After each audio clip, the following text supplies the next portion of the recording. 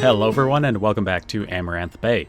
Today we're going to take this vast empty Stroad that we put down a couple of episodes ago and bring it to life with a variety of different types of development. If you'll remember back to last episode, I talked about how there is of course the main area of development around Main Street, but there's also this secondary cluster of development along the Streetcar Avenue. The main build to represent this sort of development will be based off of the county courthouse in Superior. Much like with the government district in downtown Amaranth, I really struggled to find the right kind of buildings to use here, but I eventually decided on this Detroit-inspired building after a little bit of experimentation with PO. Obviously, this was way too tall for a town of this size, so I had to shrink it down a little bit. I found the best way to do this was to select the areas that I wanted to go away and then use the flatten function instead of merging them like I usually would, and then I just lowered the top part down to meet the bottom part.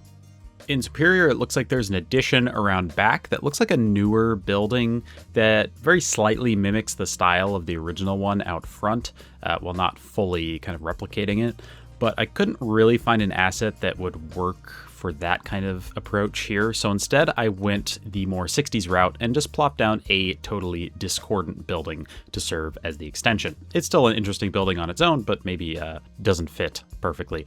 Again, I had to do a similar thing here where it was way taller than I wanted, so I just took a bunch of these floors here, took those 10,000 vertices and flattened them out, and then lowered down the top part of the building to meet up with the second half, so that we just have a more humble-looking building. Just like we did a bit of last episode, I'm going to take inspiration from the way that Superior has adjusted the grid, and to do that I'm going to delete this crossroad, and then use this resulting half of the block as a big parking lot for the courthouse. In this case, I just used the original parking lot roads asset because it just happened to fit in perfectly to this half block. We have this streetcar line running on two sides of the courthouse, both on the main streetcar avenue and then on this kind of cut across avenue that goes down to Main Street. And I thought it might be a little bit better for traffic to have the stops here since this is more of a side road than on the main avenue. The only real drawback here being that the people who want to use these stops are going to have to walk through the entire length of the parking lot or kind of go around and walk along the road itself. But I think if we made our transit system too convenient, it wouldn't be very realistic. I'm going to detail it up a little bit with these little bump outs to at least reduce the width that people have to cross the road if they get off on a stop heading out of town.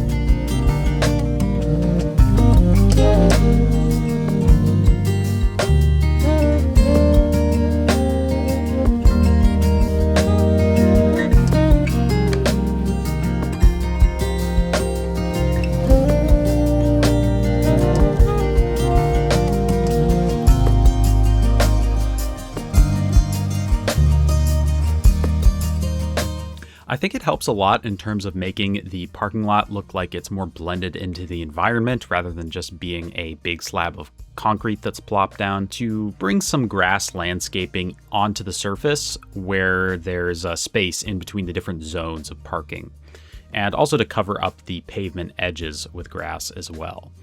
Because you can imagine in real life, you wouldn't have your landscaping stop at the sort of like arbitrarily rectangular outline of your parking lot. You'd have it cover any available area where it makes sense to have grass. Some of the adjacent land to the parking lot is literally people's backyards. So we have these sort of fancy looking houses here that somehow managed to escape the encroachment of the parking lot. But it is a little bit kind of uncomfortably close. So this house has understandably filled their yard with a bunch of foliage to keep out all the parking lot noise. The landscaping around the buildings themselves is going to be a little bit different. So each entrance is going to have a tiled floor in front of it. In this case, it's right up against the parking lot.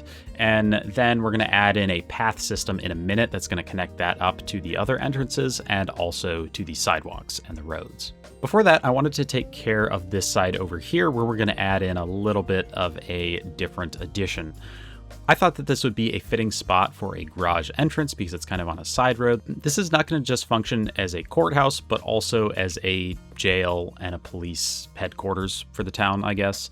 Not that there's any crime in this town, other than like the meth lab that we from last episode. To get a bit more of a utilitarian look, I covered up the glass bits on the building with another building from the same set of skyscrapers that just has kind of this plain concrete wall and lowered it down into the earth. And that's going to allow us to clip a couple of garage doors into the side at the bottom of this ramp. Of course, this thing isn't just going to be for show.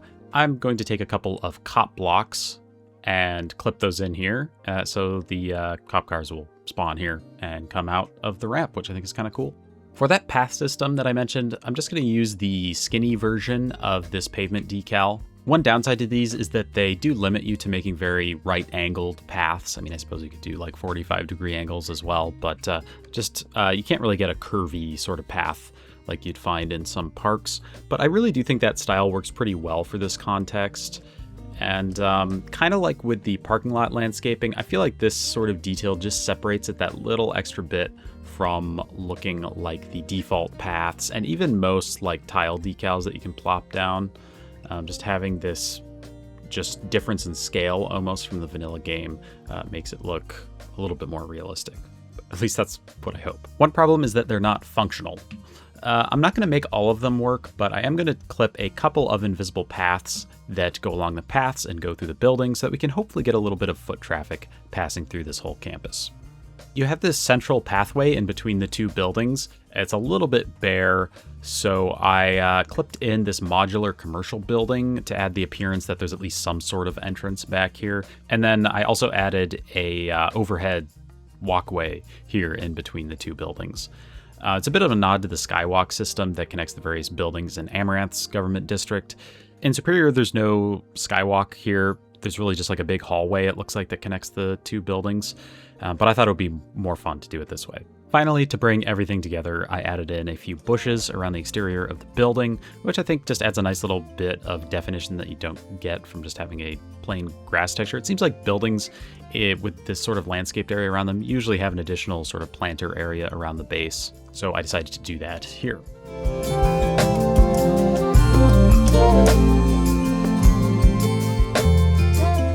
Because I had to turn all these buildings into POs, which is kind of a theme on this series at this point, I needed to restore functionality, so I'm just going to spam a few office blocks here and there to bring in some jobs, along with a commercial block to represent some kind of like office cafe that you'd get in the lobby. Finally, I also thought it would be cool to have some solar panels on top of both buildings, and I'm just using these vanilla ones that I think actually look quite nice.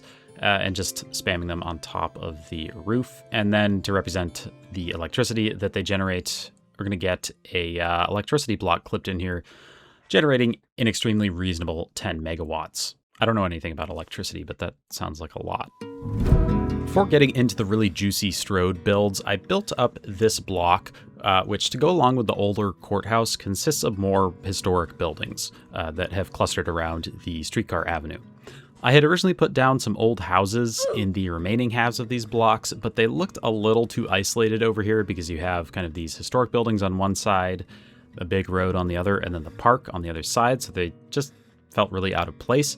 So I decided to use eminent domain to delete them and replace them with another extension of the government offices, along with a parking lot.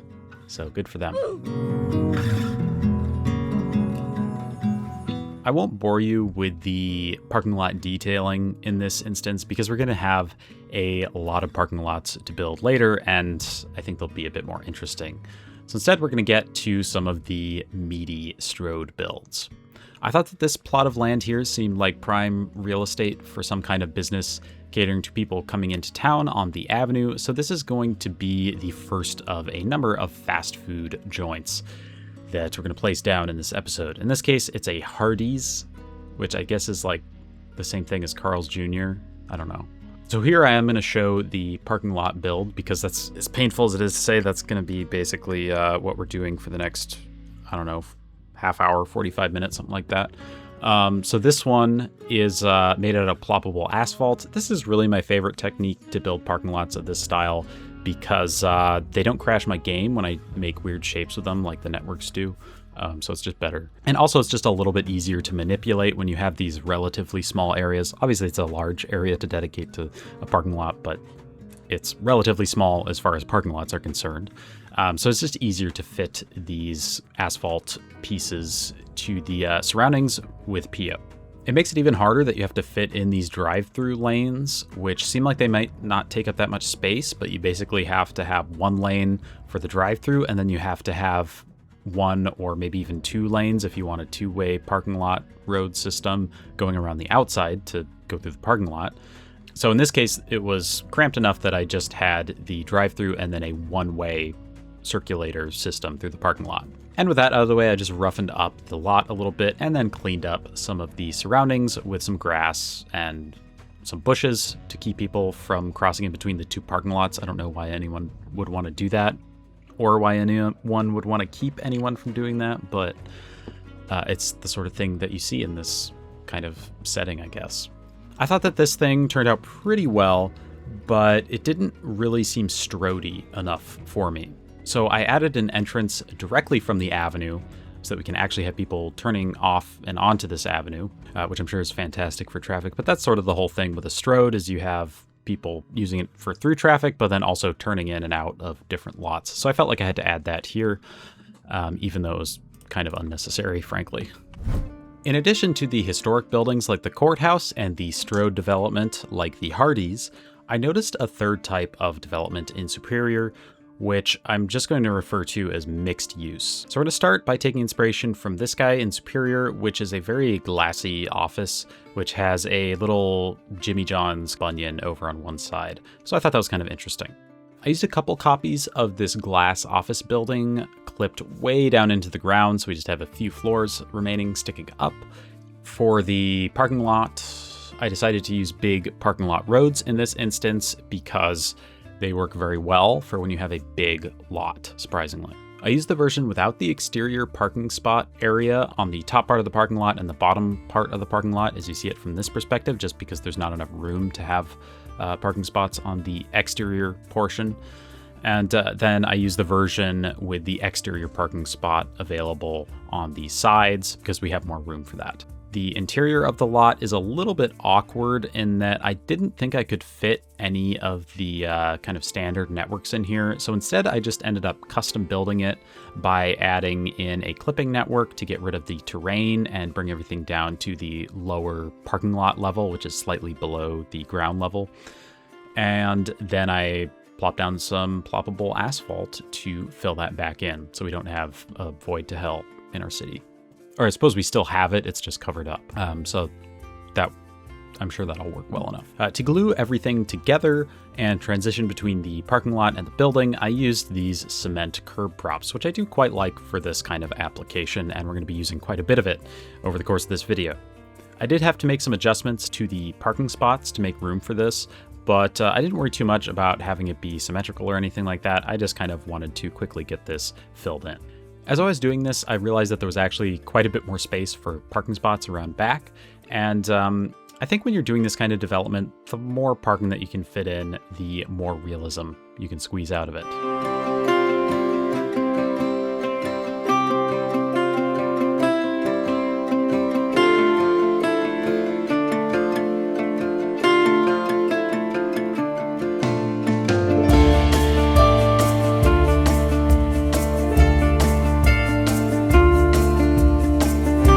Around front, we're going to throw a bone to the transit riders by adding in a bus stop and some paths and crosswalks for them to get to the building from the stop.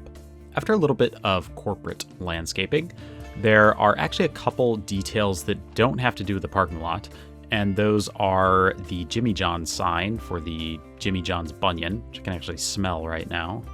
It's making me a bit hungry. Not the Bunyan part, but the Jimmy John's part. And also a more generic restaurant sign over on the other side, just to maybe point toward it being a more local restaurant. Both of these entrances did look a little bit bare, so I added in some planters beneath them, which are maybe not ideally positioned here in terms of the sidewalk, but oh well. Just like before, I think it's important to bring some functionality back to this pile of POs. with a bunch of office blocks and commercial blocks as well to represent the restaurants. The next modern mixed-use development was inspired by this big building in Superior, which I guess is called the Central Flats. I used these modular condos by Smiley's to piece together something that's sort of U-shaped, like the inspiration, so you have this kind of small courtyard in the middle. And then I also added these modular commercial buildings by Smiley's on the bottom floor. They looked a little bit ugly clipped together this way, so I did have to do a little bit of architectural bone smashing to get them to look nice, which mostly consists of lowering down these extra bits around back. And then you also had some really horrible Z fighting with the roof layer because they're all at exactly the same height, so it doesn't know which texture to render, I guess, or something like that. So I ended up just covering it up with a roof network. And I just had to balloon that way up to cover the entire thing. For the very last structural bit, before getting to the detailing, I put in this little thing here, which I guess would be like a walkway for the residents, so they wouldn't have to cross through the shops below. They could just walk across here if they needed to get to the other side of the building. For the details, we have the courtyard here. There's just a little interior patio sort of thing, which I'm sure would be pretty nice during the summer, maybe not so much during the winter, but it's probably a nicer thing to look down onto than just having more roof. And you do kind of need to have this little cutout in the building here in order to fit in more apartments.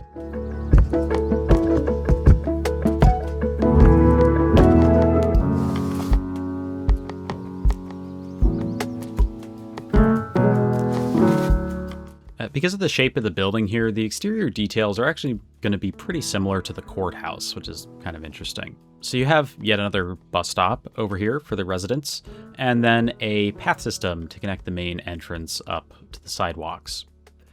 I did come back off camera and add in some seating areas outside the shops as well, so you can keep your eyes out for that in the cinematics if that's something that you want to see.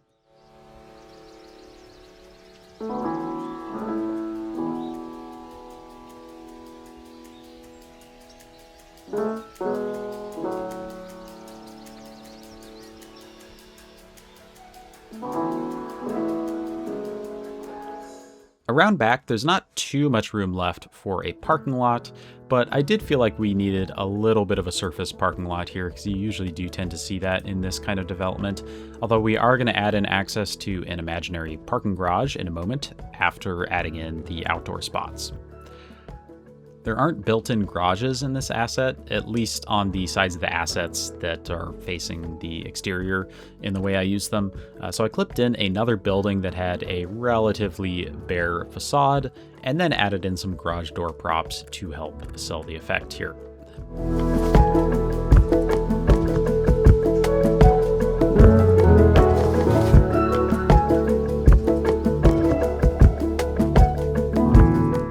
Finally, for functionality, I did something similar to before with some invisible paths so we can get some foot traffic, along with some commercial blocks for the shops down below.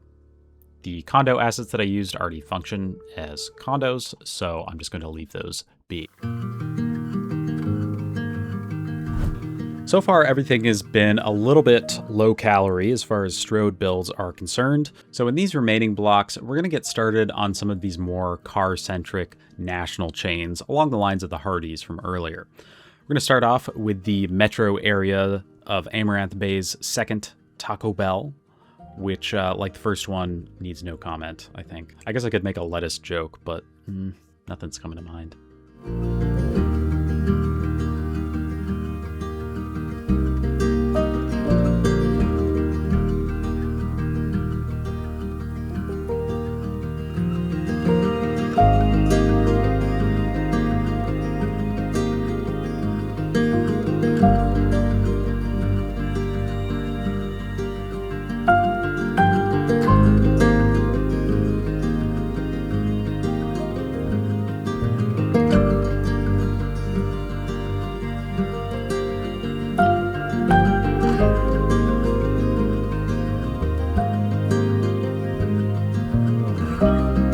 I thought it would be funny to have a remnant historical house here next to the Taco Bell that has survived here probably due to its architectural or historical interest, so it couldn't be demolished when this area was being redeveloped, And in this case, I did replace the functionality with an office block because usually when I've seen houses in this situation in kind of otherwise urbanized areas, they're usually zoned for commercial or office, and there's at least a 50% chance that it's either a hair salon or a law office. So in this case, we have a law office. The rest of the block is going to consist of more houses. I did detail these by hand just very quickly, adding in some fencing and that sort of thing. I kind of wish I had added fences manually like this for the residential build from last episode, because I do feel like it's kind of a surprisingly important detail to the kind of overhead look of the neighborhoods, even though it's kind of a relatively physically small thing. I'm probably not going to go back and add those in or anything, but I think it adds a nice bit of realism here.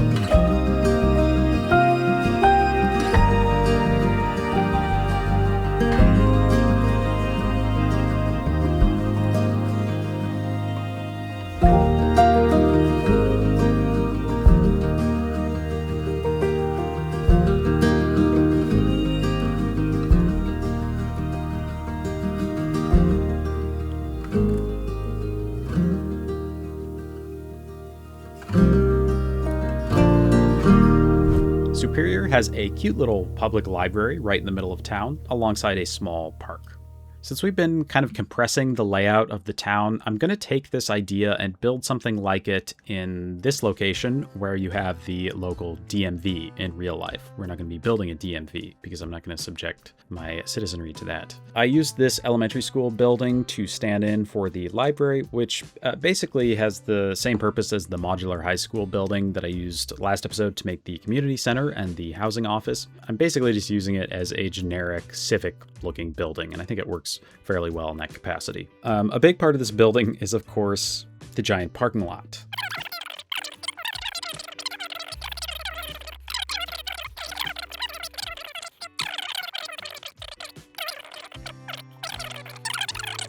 For the surroundings of the building itself, I just wanted to make sure that there was a nice buffer of grass in between it and the sidewalk, and then I connected up each entrance using some of these asphalt slab decals, or slap decals as I wrote it in my script. Oh boy. I also added some planters and benches to the back entrance, I guess, even though it's kind of the main entrance because most people are going to be driving here, unfortunately. And I just think that makes it look a little bit more inviting. Although I'm not sure how people are going to use this entrance here, but oh well. Over on the side street, you have a little service area for deliveries and trash and that sort of thing. I usually try to include this sort of area on bigger buildings like this because I feel like it adds a nice little bit of gritty detail that you get in real life, and you don't really necessarily notice it in your day-to-day life, but it definitely makes an impact on the way a city looks. And now that I've said that, I'm realizing I didn't add that into any of the other large builds from earlier in the episode. As far as the functionality is concerned, I clipped a library service block into it. Although I'm not sure how useful it's going to be because I feel like I've never actually had any of my cities have more than a few library users at a time, which I think is not very realistic because in real life I've found that libraries are usually actually pretty well used and liked by people. So make sure to go get your library card if you don't have it. The park in Superior that I mentioned before is quite small because it's so centrally located, but ours is going to be quite a bit bigger because we have this large area available here in the remainder of the block. I think it makes sense that you get a sizable park here because it would have been done alongside the Main Street development, so they would have had all this area cleared at once, and it would have been relatively easy to develop it here. I went for this sort of arcing and branching path, which is maybe not so practical for getting from point A to B, but that's not really the point of the park. The point of the park is to look cool from the aerial perspective. With that in mind, the real life one has a little circular path or just ring at the center with a nice conifer tree in the middle. So I'm going to copy that here because I think it's just a nice little detail.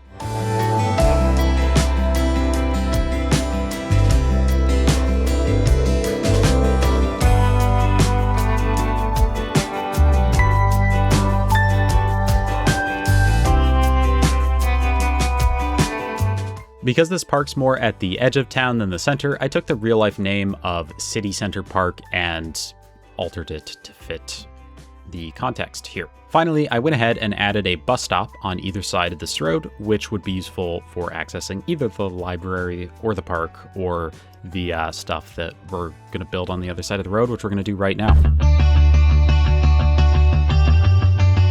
Back in this first block across from the church and the other historic buildings next to the streetcar avenue, we're going to start off with a small bit of older development at the intersection.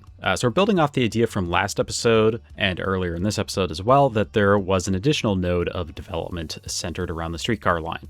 So these industrial buildings have been around since basically the beginning of the town or sometime around there, and they've somehow survived the redevelopment of the road over the years. These are really just meant to be kind of filler along the side of the road, so they don't get too many details or anything like that, although I did try to make this older looking warehouse building here look a little bit overgrown.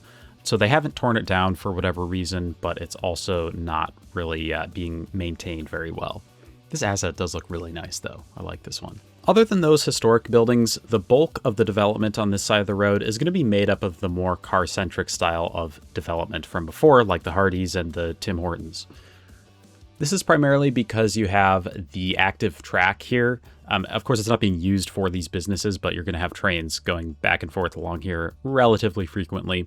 So that's going to constrain the lots physically because there's just not much space here, so you can't have the bigger sorts of lots like you have across the street. And also because that rail traffic would make it a less desirable place for more modern developments. So along here, you have a couple of fast food places with a shared parking lot and some generic landscaping. A tiny office next to an old drive-in that's been converted to kind of a more standard parking lot. A couple of random businesses here, including this medical office that I quite like, or at least it's very true to real life. A random historic corner building over here, because we are getting a little bit closer to downtown, so I thought maybe we'd get some more of these. And actually, quick break here to extend the grid a little bit and also add an extension of the STROAD. So you can imagine where the original path of the road would have gone straight through here in the grid before they added in the big curve. That's going to be important in a moment, but I just wanted to add that in here. And finally, in this block, a random office and industrial building, along with the town's first fire station, because I had 3 or 4 or a dozen buildings burned down over the course of this build because we didn't have any firefighters in the local vicinity. So the fire trucks couldn't get here in time, so they just let them burn down. So that's fun.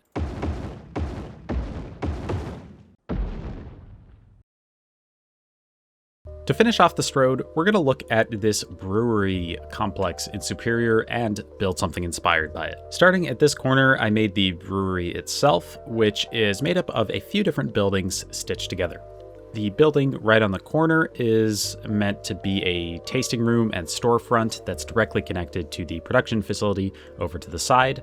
And next to that, of course, is the production facility. I made this using a small warehouse building, warped a little bit with PO. So you have one version where it's sort of just the building itself over on the far side, and then in the middle you have the building from the other side, but with the roof from the warehouse. I just thought it looked maybe like it's kind of been developed over the years and added onto, while still looking relatively cohesive. Unfortunately, we can't have any elaborate outdoor facility like the brewery build from Todos Santos, my previous series, which was a lot of fun to do. But I did manage to snag a few details from the real-life location with some industrial-ish stuff out front. There was a big silo and like some HVAC stuff, that kind of thing. The main attraction of doing this build in the first place was that it has a tap room with an outdoor music venue attached to it, which I think is really cool. So I built something like that right across the street over here. In our case, it's going to be more of a kind of pub or restaurant, because we already have a dedicated tasting room built into the brewery, but the layout and details are basically going to remain the same. I wanted this to be housed in a historic building, so I took this brick building and made sure that it was lined up with the course of the old road, and then I kind of positioned it in the middle of this empty block so that we had room to develop around it. Because it's not up against the roadway anymore, I added a little walkway in using these cement props to connect up to the STROAD. And then I added a little boring parking lot over to one side. But of course, that's not going to be used much because the patrons here are going to be using our fun, free, and accessible transit system to get home, right? I didn't really feel like detailing an active performance in the outdoor area, partly because it sounded like a lot of work and partly because I'd already done it in the series, although in a slightly different setting. So instead, I decided to have this place be in the process of setting up for an event, which I think is kind of a whole different thing and is not something I've really done before, I don't think. So at the side entrance, where you would head out of the building and into the grounds, you have a little fenced off area with a drink tent and some extra tables and chairs. For the grounds themselves, I used these gravel decals, thinking that they would have originally been grass, kind of like the one in real life, which is like just a big grass field, and it's just been worn down over time by heavy use, so the gravel beneath is more visible now. I fenced off the whole area using a more pleasant-looking fence along the road, and then there's a more practical chain link fence along the rail, because I imagine that craft beer and at-grade railway probably aren't the best mixture. But I also don't have any experience with that, so I could be wrong. There's a semi-permanent stage here, which is basically just these wood railway platform pieces, which is kind of funny because it's right along the railway. But those are set on top of these big concrete blocks. Leading up to that, you have a ramp made out of a complementary wooden platform piece and some railings, of course, as well. And there's a truck which in just a moment is going to deliver some of the more temporary elements of the stage. Before that, I fleshed out the rest of the details here with some picnic benches, so you'd have these set up permanently, more or less, and then the tables and chairs from before would be set up for people to sit a bit further away from the space at the back, and you could just have more seats overall before the event has actually started. For the stage bits that I mentioned, you have some speakers, of course, and then there's a little cover above the stage. I couldn't find anything that really fit this on the workshop, so I made my own using these gantry networks, which are meant for like freeway signs and stuff, and then I plopped a little tent hat on top, which is adorable.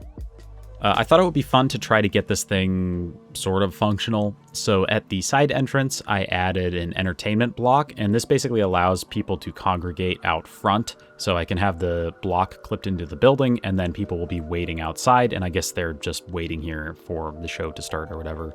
Or they should be setting it up and they're over here drinking beer instead. It's relatable. Of course, the building itself is already functional. So I just need to give it a name. Is the first thing that popped to mind.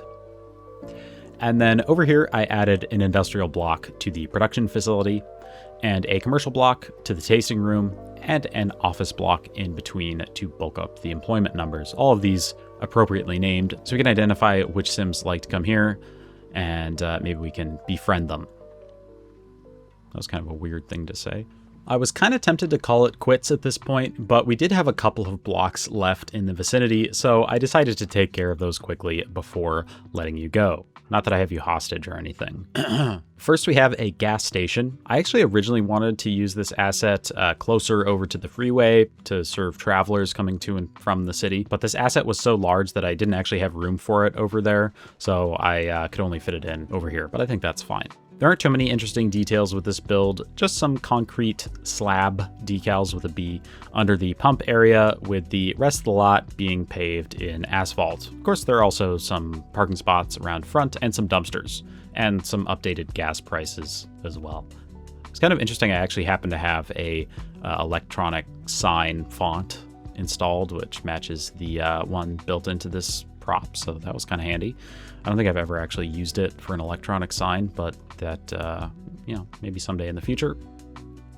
Behind that, we have a couple of remnant houses, which I had to turn into POs because they had all these details sticking into the back of the convenience store, which was not very realistic.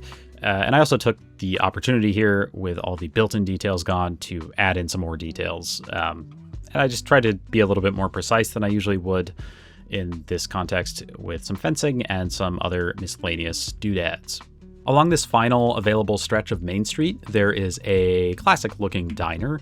I just had to put this asset down somewhere because it looks so cool. I love these sorts of things. I do imagine that it would be a more recent addition that's made in the style of a classic diner. It's not like something that's been sitting here for 60 years, 70 years or whatever. And that does seem to be the usual sort of history when I've encountered this kind of building in real life. I also think it makes sense when you look at kind of the building placement in comparison to the surroundings. I mean, it has a big setback parking lot off of an already expanded Main Street. It just doesn't seem like it would have originally been in here before all this development took place around it. Behind that, there's a random warehouse, which probably seems a little bit weird, but on the other side of the rail, sometime in the distant future, presumably, we're going to develop the town's industrial area. So I think that it makes sense that you'd have a little bit of spillover here. And there are a couple of other industrial remnants in the rest of the downtown as well. So I think it fits in just fine. Finally, we have this big bend in the rail where it curves down to meet up with the main line down to the south. Because this is the end of the grid on this set of town, I decided to add in a service road right along the rail so you could still have vehicle access to this stretch of the track. And I just didn't want to have more paved roads here because, like I said, this is the end of the grid. We're not going to have more roads going off onto the other side of the rail, or at least that's not the plan at the moment. In the resulting lot, I added in what I am imagining is a used car dealership, or possibly a kind of repair place, I guess. Could be either one. You do see a few of this sort of thing in this area in Superior, and I had included a couple of smaller ones in the downtown build from a couple episodes ago, but I thought that we needed a bigger one that kind of draws your eye to it a little bit more, so you can kind of notice that pattern of these big lots of cars a little bit more easily. The rest of the block is just going to get some foliage to give a little bit of buffer between the track and the town.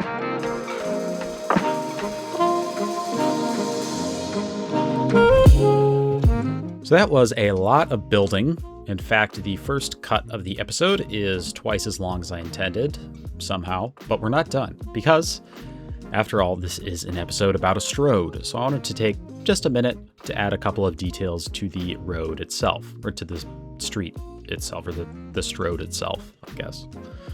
One of those. One issue with the asset that I used is that it has on-street parking, which isn't necessarily an unrealistic option, but I feel like it just doesn't really work in this context. So instead, I decided to take the parking lanes and turn them into bike lanes, sort of. And I'll explain what I mean by that in a minute. First, I just wanted to go through and add some solid lines on either side with IMT. And then, of course, I also went back and banned parking in these lanes wherever it was still enabled. In addition to that, I also did a pass with some bike lane signs, which I think add a nice little bit of clutter, which I think is important for getting that STROAD look. So you can kind of look down the road and you just see all these random like signs and all that sort of stuff poking up. And it's certainly a look. And for the final pass here, I added in some decals, including some bike lane decals, of course. And then in the spots where we have bus stops, some bus decals, because the bike lane and the bus stop cover the same area wherever there's a bus stop. So the elephant in the room here is that the road asset doesn't actually have functional bike lanes built in. So as if to sort of remedy that, I decided to create a single biker using PO who can ride down this bike lane over and over and over again.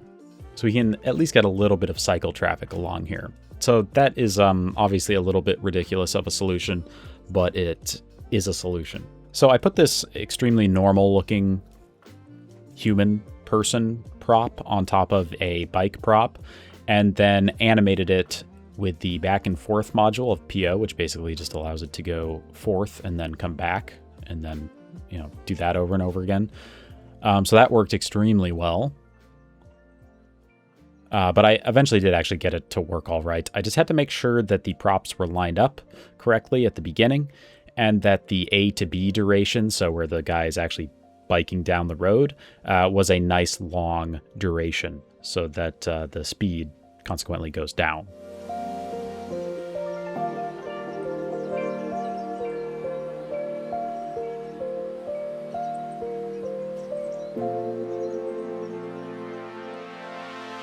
And on that note, we'll call it a day.